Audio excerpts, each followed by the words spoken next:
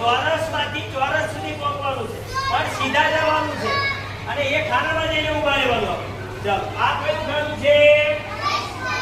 યાદ રાખો, ષટ્કોણ પછી લંબગોળ.